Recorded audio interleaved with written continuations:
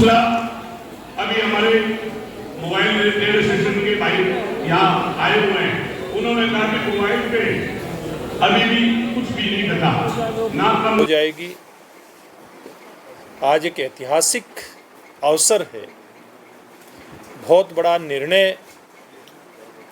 जो हमारी पार्टी का था उसको आज लागू करने का काम प्रदेश के मुख्यमंत्री जी ने किया है। तो आपके माध्यम से सर्वप्रथम में हरियाणा प्रदेश की आधी आबादी को, यानी कि नारी शक्ति को, बहनों को बहुत बहुत बधाई देता हूं और भविष्य के लिए बहुत बहुत शुभकामनाएं देता हूं। और आज का दिन हमारे लिए इसलिए भी महत्व का है कि हमारी पार्टी के संस्थापक सदस्य यानी कि जनसंघ की जब शुरुआत हुई थी, उस समय के महान विचारक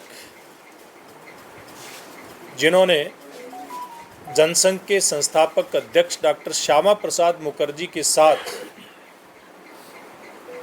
जनसंघ को देश के अंदर खड़ा करते हुए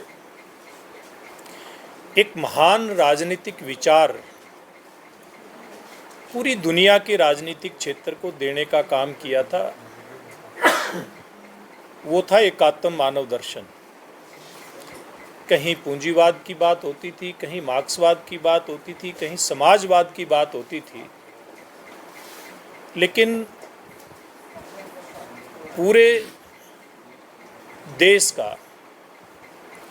एक रूपता से कल्याण करने का विचार ऐसे किसी भी राजनीतिक थॉट में, किसी भी राजनीतिक विचारधारा में नहीं था जिसमें हमारी सनातन संस्कृति के आधार पर विचार करते हुए एक नया चिंतन लेकर के आने की सोच थी, जिसमें चाहे व्यक्ति है, चाहे पेड़ पौधे हैं, यानी कि वनस्पति है, जीव जंतु है, सबके कल्याण की कल्पना जिस संस्कृति में की गई, उसी के आधार पर ये नया राजनीतिक चिंतन उन्होंने हमें देने का काम किया। और इस चिंतन के आधार पे जो उनकी विशेषता थी, उसमें कैसे गरीब व्यक्ति को सहारा देकर के आगे बढ़ाया जाए, इसकी व्यवस्था थी कि जो आगे बढ़ गया समाज के अंदर कर्म करते हुए, ये उसकी जिम्मेवारी बनती है कि जो समाज में किसी भी रूप में पिछड़ा है उसको हम हाथ पकड़ करके मुख्य धारा में शामिल करने का काम करें, ना कि अन्य जो राजनीतिक विचार रहे जिसमें सर्वहारा की तानाशाही तक की व्यवस्था की गई थी। उस चिंतन के अंदर उसमें केवल पूंजीवाद की व्यवस्था उस राजनीतिक चिंतन के अंदर थी, लेकिन यहाँ पर समग्रता से विचार करते हुए कैसे मानव मात्र के कल्याण का रास्ता लोकतांत्रिक व्यवस्था के माध्यम से निकले, इस बात का चिंतन और मनन करते हुए, और जो भारतीय जनसंघ था उसको ये विचार उसके माध्यम से देश की जनता तक पहुंचाने का काम किया। ऐसे महान विचारक और चिंतन की जयंती पर मैं नमन करते हुए, और आज मैं कहना चाहूँगा कि चाहे देश की सरकार नरेंद्र मोदी जी के नेतृत्व की हो या हरियाणा प्रदेश की सरकार वर्तमान में नायब सिंह जी के नेतृत्व की, पूर्व में मनोहर लाल जी के नेतृत्व की, इन दोनों ही सरकारों ने इस चिंतन के आधार पर काम करते हुए सबका साथ, सबका विकास, सबका विश्वास और सबका प्रयास इस नारे को सार्थक करते हुए आज देश को बुलंदियों पर लेकर के जाने का काम किया है। आज हम 2014 से पहले की 5 बीमारू अर्थव्यवस्थाओं की अगर तरफ ध्यान देते हैं तो हम उन 5 बीमारू अर्थव्यवस्थाओं में दुनिया में गिने जाते थे। आज वहाँ से निकल कर के इसी चिंतन के आधार पर गांव के गरीब किसान, महिला, युवा, ऐसे सभी 4 वर्गों को देश के विकास की मुख्य धारा में शामिल करते हुए प्रधानमंत्री जी ने दुनिया की सर्वश्रेष्ठ 4 अर्थव्यवस्थाओं के अंदर भारतवर्ष को ला करके खड़ा किया है। और अब देश के प्रधानमंत्री जी देश की 140 करोड़ जनता को साथ लेकर के, और जब आज़ादी के 100 वर्ष पूरे हों यानी कि 2047, उस समय हम विकसित राष्ट्रों की श्रेणी के अंदर जाकर के खड़े हों, इस बात का एक स्वप्न और एक कल्पना हम भारतवासियों को दिए, तो मैं विश्वास के साथ कह सकता हूँ कि जिस प्रकार के कार्यक्रम उनके नेतृत्व में लगातार चल रहे हैं, चाहे वो जीएसटी के सुधारों की बात करें या अन्य उनके सुधार के कार्यक्रम में देश का आधारभूत ढांचा मजबूत करने की बात है, या सेल्फ हेल्प ग्रुप के माध्यम से हमारी बहनों के छोटे छोटे ग्रुप बना करके उनको आर्थिक मदद दे करके उनको आत्मनिर्भर बनाते हुए लखपति दीदी बनाने का एक टारगेट हो, या युवाओं को देश की मुख्य धारा में लेकर के आने के लिए, चाहे वो शिक्षा के क्षेत्र में या फिर व्यापार के क्षेत्र में, उद्योग के क्षेत्र में, एमएसएमई और इस प्रकार की योजनाएं बना करके, या फिर स्टार्टअप जैसे टारगेट दे करके, ऐसे सभी वर्गों को शामिल करते हुए ये लक्ष्य दिया गया है कि हम 2047 तक विकसित राष्ट्रों की श्रेणी में खड़े हों। तो मैं दावे के साथ ये बात कह सकता हूँ, जैसे हम 5 बीमारू अर्थव्यवस्थाओं में से निकल कर के आज दुनिया की 4थी अर्थव्यवस्था बनने में कामयाब हुए हैं, तो हम निश्चित ही आज़ादी के 100 वर्ष होते होते विकसित राष्ट्रों की श्रेणी के अंदर जाकर के अपना स्थान सुनिश्चित करेंगे। और इसीलिए पूरी दुनिया में जो हमारा व्यापार बाकी देशों से अपने आप को अछूत समझता था, हमारे देश के अंदर अलग अलग स्तरीय टैक्सेशन की व्यवस्था होती थी। उस सारी व्यवस्था को समाप्त करते हुए, उस इंस्पेक्टरी राज को समाप्त करते हुए, एक देश एक टैक्स, इस अभियान को लिया और जीएसटी व्यवस्था को लागू किया। उस समय विपक्ष के बहुत सारे दलों ने, बहुत सारे नेताओं ने इसकी कड़ी आलोचना की थी, बहुत कटु शब्दों में इस व्यवस्था की आलोचना करते थे। लेकिन अब इसमें जिस प्रकार से उन्होंने मुख्यतः 2 स्लैब रखी हैं, 5% और 18% की जीएसटी के लिए, उसके चलते जो कटु आलोचना इस जीएसटी व्यवस्था की करते थे, इसको लागू करने के लिए प्रधानमंत्री जी को 100 गाड़ियाँ देते हुए नहीं थकते थे, आज वही इस बात का श्रेय लेने के लिए तैयार हैं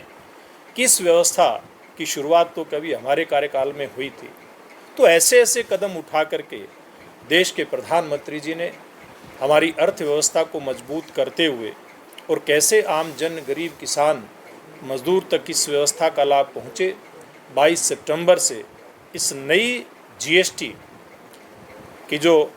दरें हैं उस व्यवस्था को लागू करने का काम किया है। आज पूरे देश के अंदर हमारे व्यापारी भाई जीएसटी बचत उत्सव मना रहे हैं। आज अगर हरियाणा प्रदेश की बात करें तो हरियाणा प्रदेश के कोने कोने में इस प्रकार के कार्यक्रमों का आयोजन हो रहा है। कहीं पर संगोष्ठियाँ हो रही हैं, कहीं पर व्यापारियों को जा कर के हम लोग बधाई दे रहे हैं, उनको पुष्प भेंट कर रहे हैं कि आप लोगों के लिए एक बड़ा एक जीएसटी बचत उत्सव आया है। और संयोग से, सौभाग्य से नवरात्र भी हैं, भविष्य में दशहरे का और दीपावली का त्यौहार भी आने वाला है। तो इस त्यौहार के सीज़न में हम सब के लिए मोदी जी ने भी और हमारे मुख्यमंत्री नायब जी ने भी एक बड़े उत्सव का अवसर हमें उपलब्ध करवाया है। तो ये विषय आज मैं यहाँ लेकर के आपके सिरसा में आया था। अभी हम यहाँ एक विचार गोष्ठी का आयोजन भी करेंगे, उसके बाद हम सब मिल करके मेरे साथ हमारे जिला के अध्यक्ष एडवोकेट यतेंद्र जी उपस्थित हैं, गोपाल कांडा जी हैं, गुरुदेव राही जी हैं, अन्य कार्यकर्ता यहाँ पर उपस्थित हैं। हम सब लोग मिल करके बाज़ार के अंदर जाएंगे और व्यापारी भाइयों को पुष्प भेंट करके उनको इस महा उत्सव की और महा बचत उत्सव की बधाई देने का काम करेंगे। अभी स्वच्छता का भी एक अभियान आज के इस कार्यक्रम के अंदर जोड़ा है। ऐसे सब कार्यक्रम को लेकर के आपके बीच में आना हुआ है। इतनी बात मैंने कहनी थी। आपका कोई सवाल है तो आप कर सकते हैं। बराला जी, आपने जीएसटी के बेनिफिट गिनाए, जी, पक्ष जो है लगातार आरोप लगाता रहता है और जीएसटी पर भी आरोप लगाए कि 11 साल सरकार सोई हुई थी क्या? देखिए, हम 11 साल पहले भी जगे हुए थे और अब आज भी जगे हुए हैं। इस देश में एक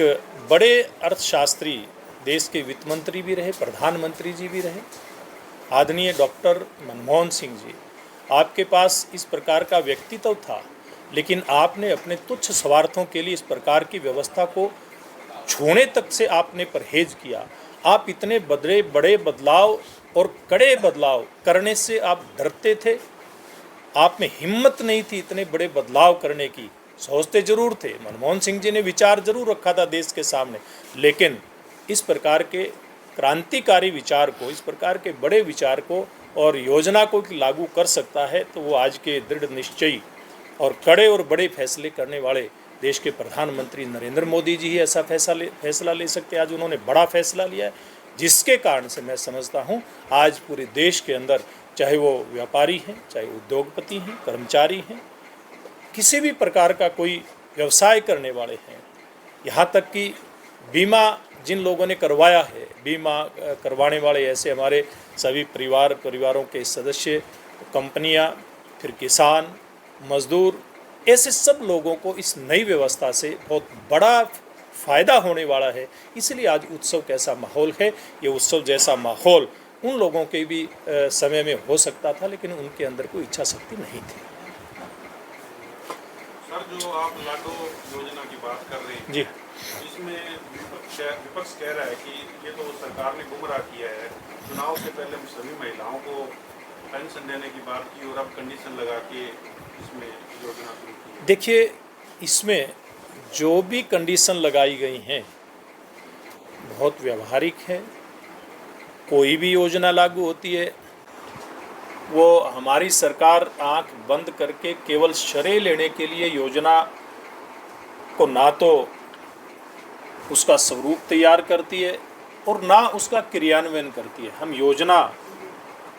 को बनाते भी उसी दृष्टिकोण से और लागू भी उसी दृष्टिकोण से करते हैं, उसी मन और मंतव्य से करते हैं कि उसका संपूर्ण लाभ जिन लोगों को मिलना चाहिए उन तक पहुँचे। आज प्रथम चरण में 1 लाख तक की आमदनी जिन परिवारों की है, जिन बहनों की है, ऐसे परिवार की हर 23 वर्ष की हमारी जो बहन बेटी जो हो गई है और 60 साल की उम्र तक ऐसे परिवार की हर हमारी बहन को इस योजना का लाभ मिलेगा। उसके बाद अगले चरणों में इस व्यवस्था को, इस योजना को और व्यापक स्वरूप दिया जाएगा। चरणबद्ध तरीके से ये योजना लागू होगी और मुझे लगता है कि आज जिस प्रकार से लागू की गई है, प्रांत के अलावा अगर हम सिरसा जिला की बात करें तो मुझे लगता है कि 35,000 या 25,000 का एक आंकड़ा ऐसा है, कितना अगर कोई करेक्ट कर सकता है मेरे को, तो हज़ारों की संख्या में बहनों को सिरसा जिला में ही, जहां इसके सबसे ज़्यादा आलोचक हैं, वहां पर इस योजना का लाभ मिल रहा है। तो मुझे नहीं लगता आलोचना का कोई आधार बचता है। इनेलो रैली कर रही है रोहतक के अंदर देवीलाल जयंती को लेकर, कैसे देखते हैं? देखिए, सब राजनीतिक दल अपने अपने कार्यक्रम करते हैं, उसी प्रकार का एक हिस्सा ही रहता है। धन्यवाद। बराला जी, क्या मानना चाहिए, जैसे पहले जीएसटी को गब्बर सिंह टैक्स कहा गया था, अब इसमें बदलाव किया गया, स्लैब घटा दी गई, तो क्या इसे आम आदमी का टैक्स सिस्टम सरलीकरण के साथ माना जाएगा? देखिए, निश्चित रूप से ये जो गब्बर सिंह टैक्स इसको नाम देने वाले थे, जैसे मैंने कहा, कटु आलोचक जो इसके थे, देश के प्रधानमंत्री जी के टारगेट में ये सारी चीज़ें थी। मुझे याद है हमारी सरकार हरियाणा प्रदेश में बन चुकी थी, मैं उस समय विधायक था, विधानसभा का सदस्य था, तो बहुत सारे ऐसे सेमिनार हुए थे जिसमें भिन्न भिन्न राजनीतिक दलों के नेताओं को, उनके चुने हुए प्रतिनिधियों को लिया था। चैम्बर ऑफ कॉमर्स जैसे बहुत प्रतिष्ठित इंस्टीट्यूशन इसमें शामिल हुए थे। इसमें जो उद्योग जगत की संस्थाएं हैं और उद्योगपतियों को इस चर्चा के अंदर शामिल किया गया था। देश के सीए इस चर्चा के अंदर शामिल हुए थे। एक व्यापक चर्चा और व्यापक दृष्टिकोण अपनाते हुए इस योजना को लागू किया गया था। प्रधानमंत्री जी का टारगेट था कि आज जिस भी स्वरूप में हम इसको लागू कर सकते हैं, एक बार लागू करना है और भविष्य में कैसे देश के आम आदमी को इसका लाभ पहुंचे, वहां तक इस योजना को लेकर के जाना है। और आज प्रधानमंत्री जी ने अपने उस टारगेट को पूरा किया है, उसको अचीव किया है। इसलिए पूरे देश के अंदर एक इस प्रकार का माहौल बना है। इसलिए विपक्ष केवल कहने के लिए इस प्रकार की बातें कहता है। जो जीएसटी को गब्बर सिंह टैक्स कहते थे, वो आज इसी व्यवस्था के लागू होने का पर्दे के पीछे से नहीं बल्कि पर्दे के बीच में से झांक करके और ये कहने का प्रयास करते दिखाई देते हैं कि व्यवस्था के बारे में तो हमने सोचा था, तुम लोग तो सोचते रह गए। लागू तो देश की जनता ने मोदी जी को आशीर्वाद दिया, उन्होंने लागू किया और भविष्य में इससे भी बड़े फैसले लेते हुए देश को कैसे आर्थिक रूप में मजबूत करते हुए 2047 तक विकसित राष्ट्र बनाया जाए, इस प्रकार का टारगेट लेकर के प्रधानमंत्री जी चल रहे हैं। धन्यवाद साहब, बहुत धन्यवाद।